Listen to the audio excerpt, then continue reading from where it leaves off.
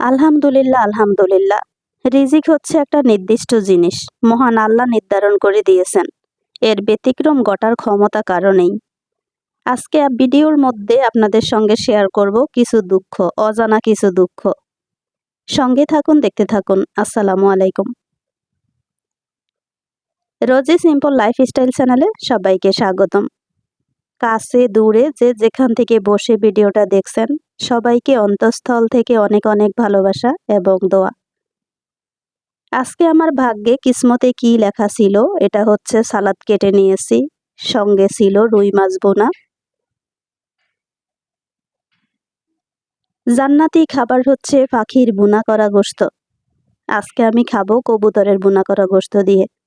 সঙ্গে সেই লোভনীয় খাবার হচ্ছে লতি দিয়ে চিংড়ি মাছ। ওয়াও! এই ছিল আজকে আমার রিজিকে, আজকে আমার ভাগ্যে এই লেখা ছিল। আমি এখন এটা দিয়ে লাঞ্চ করব। দুঃখ কোথায় জানেন? নর্মাল মানুষদের জীবন হচ্ছে 1টা থেকে দুপুর 2টার মধ্যে দুপুরে লাঞ্চ করে। আর ব্যতিক্রম লাইফ হচ্ছে আমার বিকাল 6টা, 5:30 থেকে 6টার মধ্যে লাঞ্চ করি। এটা আজকে নয়, এটা হচ্ছে দীর্ঘ 4 বছর যাবৎ। যেদিন সন্তানকে স্কুলে ভর্তি করেছিলাম, সেদিন থেকে দুপুরে কোনোদিন কবে যে ঘুমিয়েছি তাই জানি না। যেদিন থেকে সন্তান বড় হয়েছে সেদিন থেকে আরও ব্যস্ততা বেড়ে গিয়েছে। যেদিন থেকে কর্মব্যস্ততায় ঢুকেছি সেদিন থেকে দুপুরে আর লাঞ্চ করা হয়নি 2টার মধ্যে। কবে যে করেছি সেটাই মনে নেই। এখন হচ্ছে আমার লাঞ্চ আওয়ার 5:30 থেকে 6টা। সব কিছুই মেনে নিয়েছি, আলহামদুলিল্লাহ। সবাইকে ভালো রাখতে গিয়ে নিজেকে আর ভালো রাখার সময় নেই। এটাই হচ্ছে আমাদের মায়েদের, যারা সত্যিকারের মা, তাদের কিন্তু এটাই বেছে নিতে হয়েছে জীবন। কিছু করার নেই। আমি আপনাদের সঙ্গে আজকে যে দুঃখটা শেয়ার করতে আসলাম, সেটা হচ্ছে পৃথিবীতে প্রত্যেকটা মানুষের অপূর্ণতা আছে। কেউ কিন্তু পরিপূর্ণতা পায়নি, আমিও কিন্তু তার ব্যতিক্রম নই। তো আমার ব্যতিক্রম যেটা হয়েছে সেটাই শেয়ার করব। আমি প্রথমেই শুরু করি খাবারটা হচ্ছে, আমরা যারা জান্নাতবাসী হব তাদের জন্য মহান আল্লাহ সর্বপ্রথম যেই খাবারটা দিবেন সেটা হচ্ছে পাখির ভুনা করা গোশত দিয়ে। আমিও কিন্তু আজকে সেই জান্নাতি খাবার খাচ্ছি, কবুতরের ভুনা করা গোশত দিয়ে। আলহামদুলিল্লাহ, আমার রিজিকে আজকে এটাই ছিল।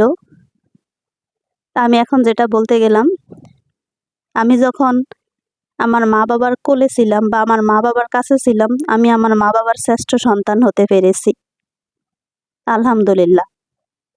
যখন আমি স্কুল, কলেজ, ইউনিভার্সিটিতে পড়াশোনা করি, তখনও আমি স্কুলের সেরা ছাত্র ছাত্রী হিসাবে স্যারদের কাছে খুবই পছন্দের ছিলাম। বলতে পারি সেরা ছাত্রী ছিলাম, সেরা স্টুডেন্ট হতে পেরেছি। আমার কিন্তু 6 ভাই, 6 ভাইয়ের 1 বোন। আমার ভাইদের কাছে সেরা বোন হতে পেরেছি। আজকে আমার 1 ছেলে 1 মেয়ে, আমার ছেলে মেয়ের কাছে আমি সেরা মা হতে পেরেছি।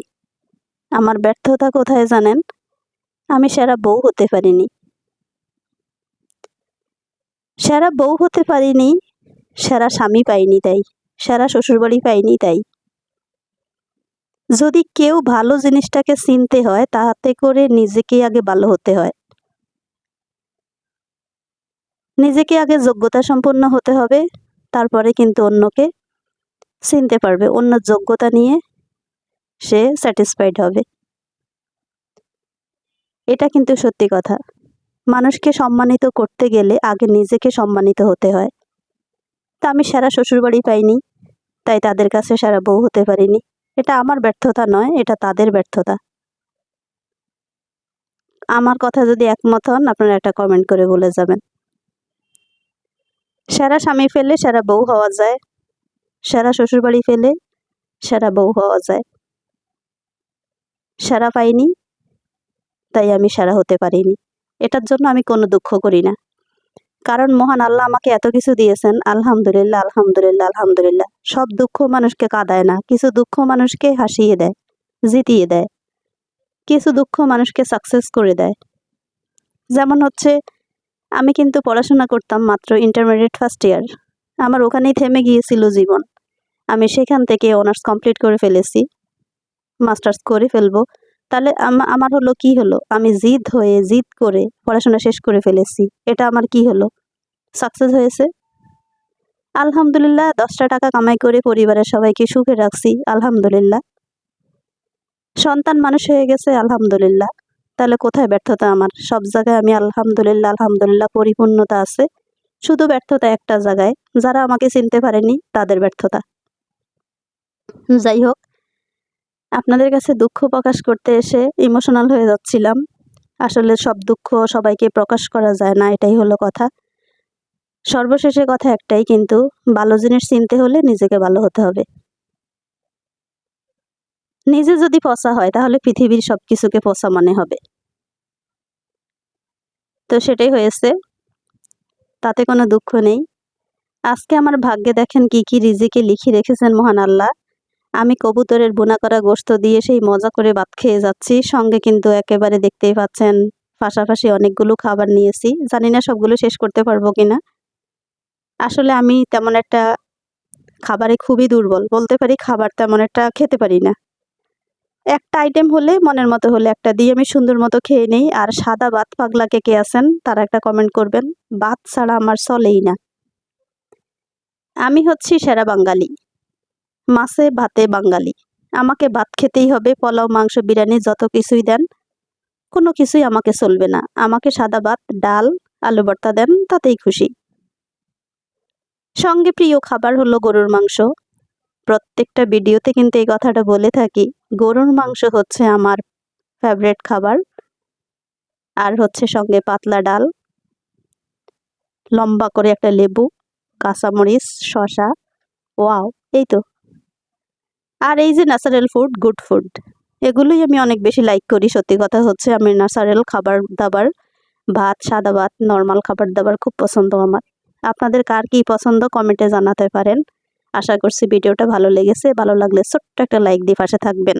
সবাই অনেক বেশি ভালো থাকেন। আল্লাহ হাফিজ, আসসালামু আলাইকুম।